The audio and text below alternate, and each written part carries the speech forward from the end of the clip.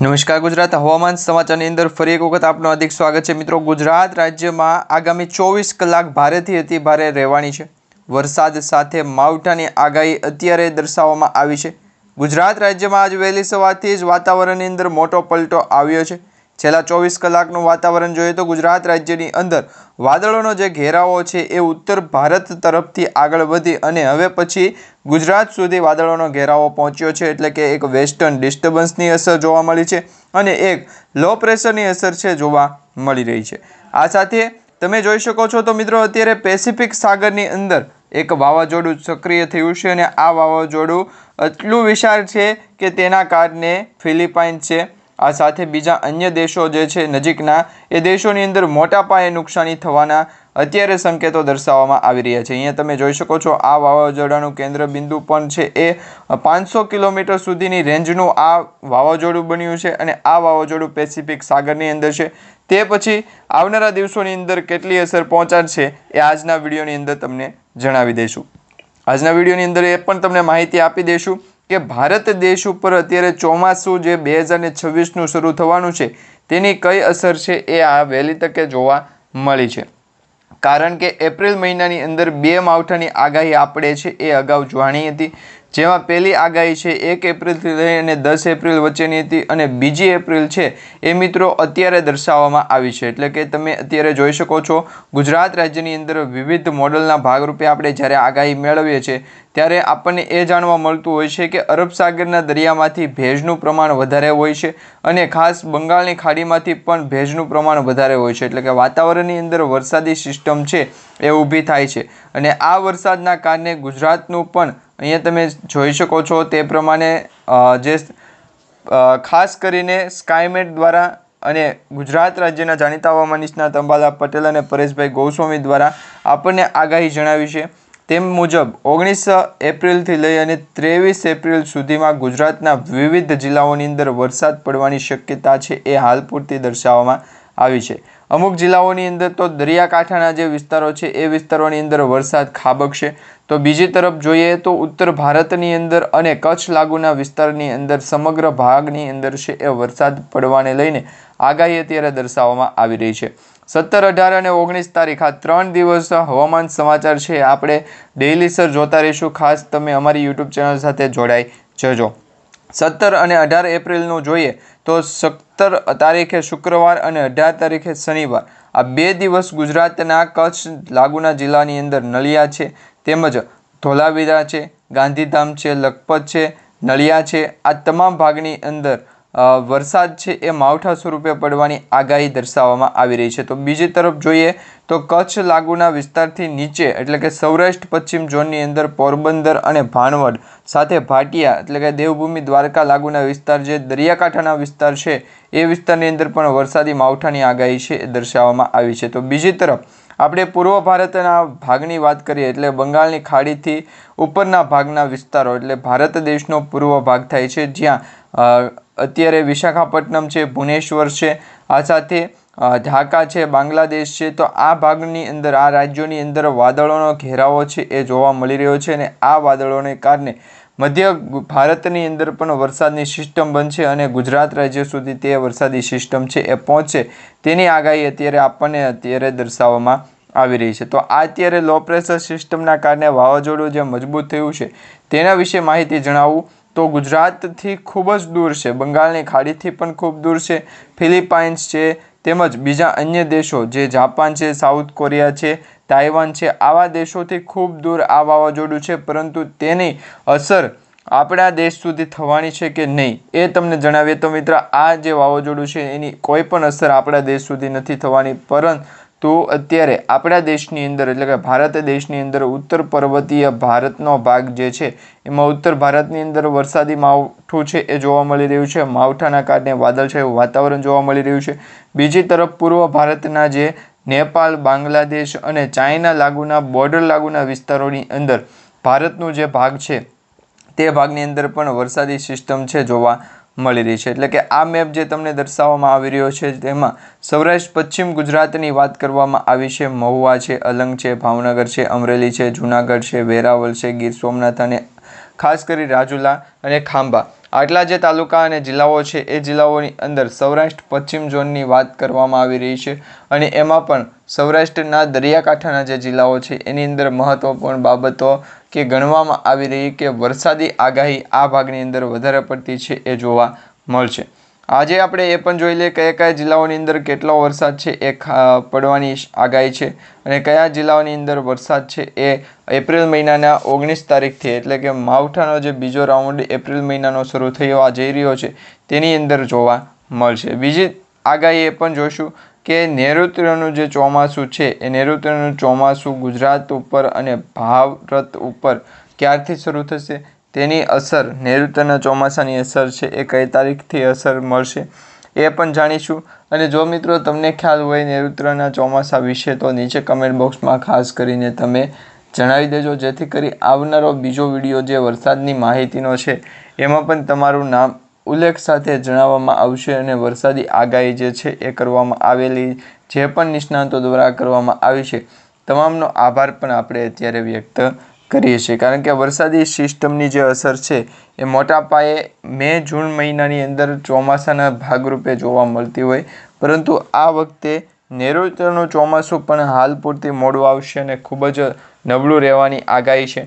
બીજી તરફ સૌરાષ્ટ્ર પશ્ચિમ ઝોનની અંદર પણ વરસાદી આગાહી છે આપણને અત્યારે જાણવા મળી રહી છે. તો તમે અહીંયા જોઈ શકો છો, મેપના માધ્યમથી પણ તમને જણાવવાની કોશિશ કરીશું.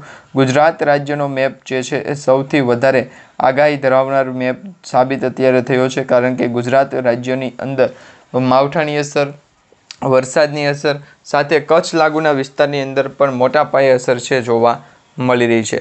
તો આ ભાગોની અંદર અત્યારે 19 એપ્રિલથી લઈ અને 23 એપ્રિલ વચ્ચેનું જે હવામાન છે એમ ખૂબ જ મહત્ત્વપૂર્ણ અત્યારે સાબિત થઈ રહ્યું છે, કારણ કે આ 3 તારીખની અંદર એટલે 3 દિવસની અંદર મધ્ય ભારત અને પૂર્વ ભારતના જે ભાગ છે ત્યાંથી પણ એક માવઠાની અસર છે એ આગળ વધશે. તે લગભગ તો મધ્ય ભારત તરફ આવશે, પરંતુ તેની થોડી ઘણી અસર તો ગુજરાત રાજ્ય ઉપર જોવા મળશે. આ વરસાદી આગાહી આપણને અંબાલા પટેલે જણાવી છે. હવે પરેશભાઈ ગોસ્વામી દ્વારા જે સાવચેતી આપવામાં આવી છે, સાવચેતીના ભાગરૂપે અત્યારે 2 લો પ્રેશર સિસ્ટમો જે ખાસ કરીને કહેવાય કે મ્યાનમારના દેશો છે તેમજ ચાઇના અને બીજા અન્ય દેશો છે કે ત્યાં લો પ્રેશર સિસ્ટમો બની છે. એ લો પ્રેશર સિસ્ટમો સીધી જ બંગાળની ખાડી તરફ આગળ વધી રહી છે અને બંગાળની ખાડીવાળી જે સિસ્ટમો છે એ મધ્ય ભારત તરફ આગળ વધશે અને ત્યાંથી લઈ સાયક્લોનિક સર્ક્યુલેશનનું પરિભ્રમણ કરી અને ગુજરાત સુધી પહોંચશે. તો ગુજરાત રાજ્યની અંદર હજી પણ 1-2 અઠવાડિયાની વાર છે વરસાદ પડવાની. હા, પરંતુ આજે જે વરસાદની આગાહી છે, કયા કયા જિલ્લાઓની અંદર વરસાદ પડી શકે, કયા જિલ્લાઓની અંદર હાઈ લેવલની આગાહી છે એ દર્શાવવામાં આવી છે એ તમે અમને જણાવી શકો છો.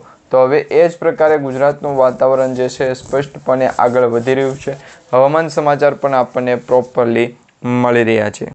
હવે મિત્રો અત્યારે તમને જણાવીએ તો ગુજરાત રાજ્યની ઉપર આકાશી માવઠાની અસર છે, આકાશી આફતની અસર છે.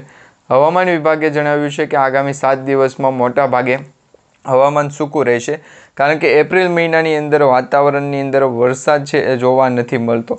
પરંતુ આ વર્ષે દિવાળી પછી પણ સતત એક માવઠું જોવા મળ્યું હતું આપણને નવેમ્બર મહિનાની લગભગ 6 તારીખોની અંદર અથવા જે ડિસેમ્બર મહિનાની આ શરૂઆત થઈ ત્યારે, અને પછી એ જાન્યુઆરી મહિનાની અંદર પણ એકાદું માવઠાની અસર હતી. ફેબ્રુઆરી મહિનાની અંદર લગભગ જે છે એ છેલ્લા દિવસોની અંદર માવઠું છે થયું હતું.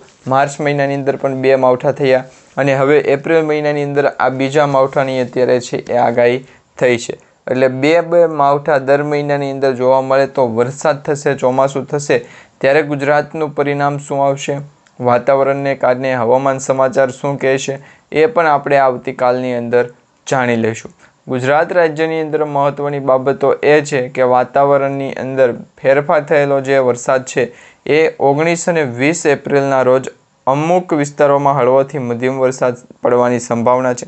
19 તારીખે અમરેલી, ભાવનગર, અરવલ્લી, મહીસાગર અને દાહોદ જિલ્લાની અંદર, એટલે દક્ષિણ ગુજરાતથી લઈ સૌરાષ્ટ્ર પશ્ચિમ ગુજરાતની વાત કરવામાં આવી છે અને બીજી તરફ સુરત લેવલની વાત થઈ છે. અને હા, આ મિત્રો વરસાદ પડવાની આગાહી જે છે એ આપણને 20 એપ્રિલથી અમરેલી જિલ્લાની અંદર જોવા મળશે.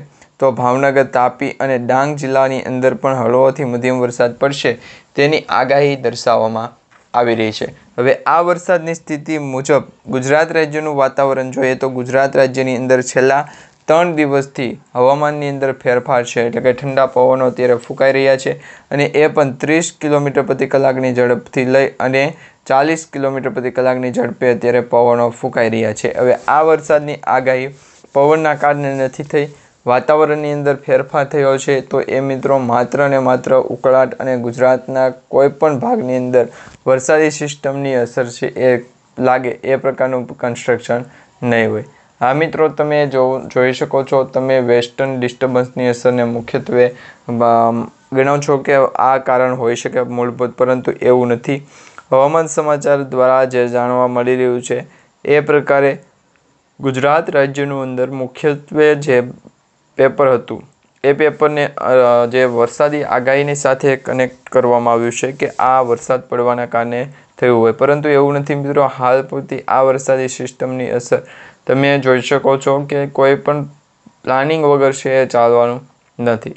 હંમેશા પ્લાનિંગ જે છે એ મુખ્યત્વે હોવું જરૂરી છે, કારણ કે મિત્રો ગુજરાતના જાણીતા આગાહીકાર અંબાલાલ પટેલે જે આપણને આગાહી જણાવી છે તેના વિશે વધારે માહિતી મેળવી તો મોટાભાગની આગાહી સચોટ પડે છે, અંબાલાલ પટેલની સાચી સાબિત થાય છે, તો જેના કારણે ગુજરાતમાં બાબા વેગા તરીકે પણ ઓળખવામાં આવે છે।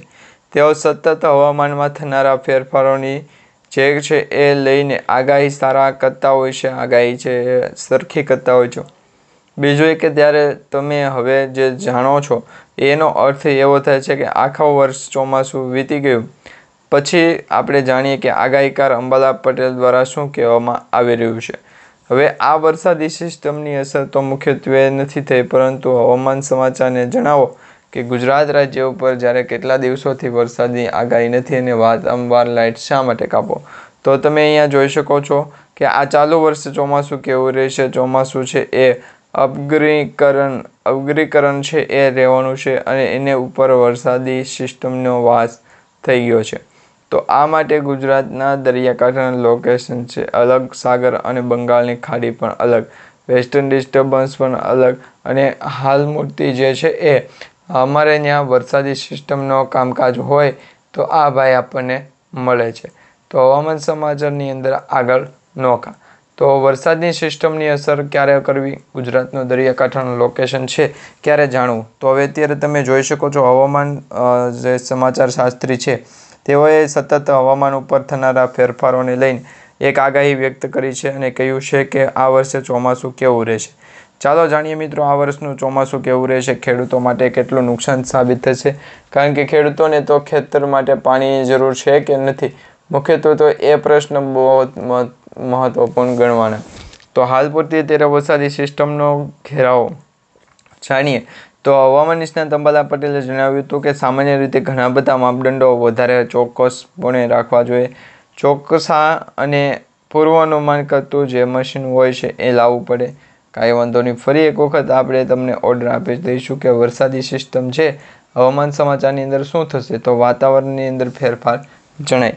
તો હાલ પૂરતી તો મિત્રો અત્યારે ચોમાસું છે એ વહેલું ગણાશે, કારણ કે માર્ચ અને એપ્રિલ મહિનાની અંદર 2 માવઠાની આગાહી દર્શાવવામાં આવી હોય તો પછી એ ચોમાસાની અસર પણ ગણાય નહીં। ચોમાસાના કારણે વરસાદી સિસ્ટમની અસર અને હવામાન સમાચારની અસરને કારણે કમ્પેરિઝન ના કરે। તો અત્યારે તમને જણાવી દઈએ તો રાજ્યમાં હાલ ગરમી વધી રહી છે। અમારી વરસાદી સિસ્ટમની એપ્લિકેશન પણ એ જ જણાવે છે, ખાસ કરી 200 થી 300 કિલોમીટર જે છે એ વાતાવરણની અંદર ફેરફાર જોવા મળી રહ્યો છે। 22 થી 20 થેલી સિમેન્ટની આપણે છે એ અંબુજા સિમેન્ટ આપણે એને કોન્ટ્રાક્ટ આપી દઈશું। વરસાદી સિસ્ટમ જ ક્યાં કહેવું અને વરસાદી સિસ્ટમ છે કે નહીં એ બંને માટે અલગ સાગર અને બંને કાંઠે વેસ્ટર્ન ડિસ્ટર્બન્સની અસર જ કાઢી આપો। તો આ મુખ્યત્વે બાબત જણાવો, ગુજરાતના દરિયાકાંઠાના લોકેશન આપી અને મહત્ત્વના પાણ બનાવો, જેથી કરી વરસાદી સિસ્ટમની અસર જ કારણે વાળ અને અલગ સાગરના બંગાળની ખાડીની વેસ્ટર્ન ડિસ્ટર્બન્સની અંદર લોકેશનની ભાગરૂપે હવામાન છે એ એમને સેફટી રાખે। પરંતુ ત્યાર પછી સેફટી કોની રાખશે? ગુજરાતના દરિયાકાંઠાનું લોકેશન બંગાળની ખાડી અને વેસ્ટર્ન ડિસ્ટર્બન્સની અસરના કારણે 30 ડિગ્રી સેલ્સિયસ તાપમાનથી લઈ 43 ડિગ્રી સેલ્સિયસ તાપમાન સુધી પહોંચે છે।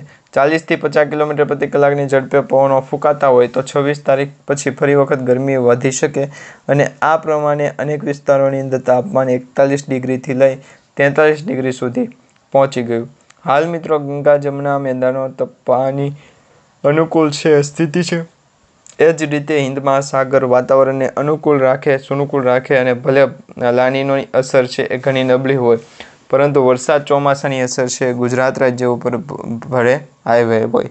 પરંતુ ત્યાર પછી ગુજરાતનું દરેક વખતે લોકેશન જણાવી દઉં કે મુખ્યત્વે આ બાબત છે હવામાન સમાચારની અંદર ફેરફારની। વરસાદી સિસ્ટમ શું છે કે વરસાદ આગે કે આગળ પીછે। વરસાદ આગળ અત્યારે છે ગુજરાતના દરિયાકાંઠે લોકેશન છે। માહિતી અરબ સાગરની દરિયાકાંઠે છે। વેસ્ટર્ન ડિસ્ટર્બન્સની અસર પણ મુખ્યત્વે બાબતે ચલાવી છે। હવે આ બાબતે ગુજરાત રાજ્યની અંદર મુખ્યત્વે 17 મેના બાદ બંને સાગર ઉપર થતા એક ટ્રફ બનશે જે સારો વરસાદ લાવશે, મદદ કરશે। તેમણે પણ કહ્યું છે અંબાલાલ પટેલે કે ગુજરાત રાજ્યમાં ચોમાસું છે સામાન્ય રીતે થોડું નબળું રહેવાની શક્યતા છે। આ વખતે ગુજરાતમાં કોઈ ભાગના 92% કે પછી 90% કે 80% કોઈ પણ પ્રકારનો ભાગ છે એ ગુજરાતવાળાએ ઉપાડવાનો નથી। સિવાય અને એક વ્યક્તિ, દરેક લોકોને આપણે જાણ કરવી જરૂરી નથી। કાલ સવારે ગુજરાતના દરિયાકાંઠાનો લોકેશન આવ્યો અને કાલ સવારે બીજા અન્ય કોઈનો લોકેશનનો મેસેજ આવ્યો તો હવામાન સમાચારને શું કરવું? તો આ જ પ્રકારે ગુજરાતનો દરિયાકાંઠો એ વિસ્તારની અસર જણાવો નહીં। મુખ્યત્વે બાબત એ છે કે વિનુભાઈ હવામાન સમાચારની અંદર મુખ્યત્વે આવવું પડશે। તમે જોઈ શકો છો વરસાદી આગાહી અને ગુજરાતનું જે સ્ટેટમેન્ટ છે સ્ટેટમેન્ટના આધારે તો ગુજરાત રાજ્ય ઉપર 2 થી 3 સ્તર પણ બનાવી શકીએ નહીં। આ માટે સ્ટેટમેન્ટ ફરજિયાત હોવું જરૂરી છે, દરેક પાસે હોવું જરૂરી છે અને ગુજરાતનો મેપ જે છે એ લોકેશન પ્રમાણે હોવો જરૂરી છે। વાયાની એ બંને ડોક્યુમેન્ટ લાવો પહેલાં ગુજરાતના દરિયાકાંઠાનું લોકેશન અને વેસ્ટર્ન ડિસ્ટર્બન્સની અસરના કારણે હવામાન છે એ અંબાલાલ પટેલે જણાવ્યું કચ્છ સૌરાષ્ટ્ર જિલ્લાની અંદર અને પશ્ચિમ ભાગોની અંદર વરસાદ છે એની સંભાવના ખૂબ છે, જેમાં ગુજરાતની સંભાવના ફૂલ હોય એટલે એ ધંધો પૂરો કરવાની આરે। તો હવે હવામાન સમાચારની અંદર મુખ્યત્વે બાબત કોણ ભજવશે? તો આ પ્રકારે જાણવું કે વેસ્ટર્ન ડિસ્ટર્બન્સ આવ્યો કે નહીં, તો આ ન આવ્યો હોય તો આપણે પહેરી લઈએ જેથી કરી અને દરેક લોકોના કામકાજ સચવાઈ જાય।